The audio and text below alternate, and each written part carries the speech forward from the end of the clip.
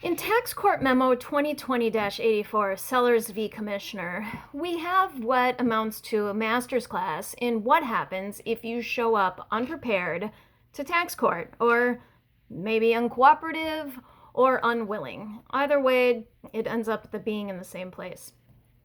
In this case, we meet Mr. Sellers, a CPA based out of the Salt Lake City, Utah area.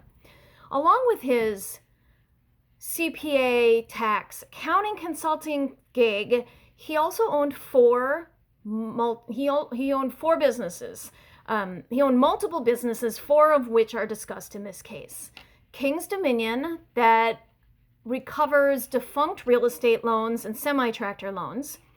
Deep Creek, which is his consulting entity, which he runs his tax and accounting through, tax and accounting services.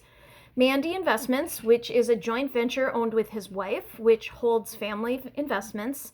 And my personal favorite, SS Marine, a boat dealership that sold boats and boat parts and performed boat maintenance and upkeep for marine enthusiasts in the Salt Lake City area.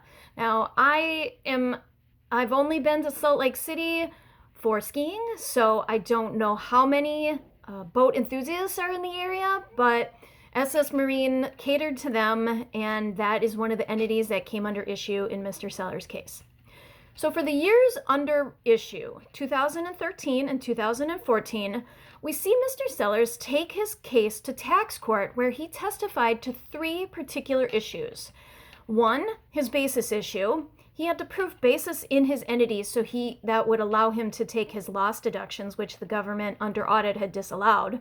Two, his material participation issue, which was proving material participation in his boat business in order to deduct the losses related to that entity. And three, what I would think would be the easiest of the three to defend, was proving entitlement to his self-employed health insurance deduction expenses.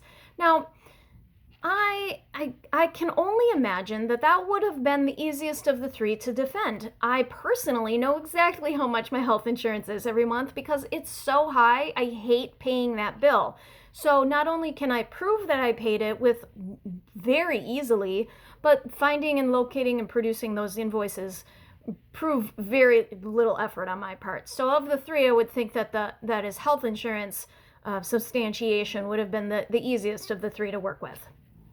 Now, the government's case itself focuses on what a taxpayer needs to do in order to prove he's entitled to losses and deductions. But the real story is what happened when Mr. Sellers showed up to court. In this case, we can see a detailed pathway to what the government looks for in order to prove basis, prove material participation, and to prove basic substantiation of an expense that a taxpayer is entitled to.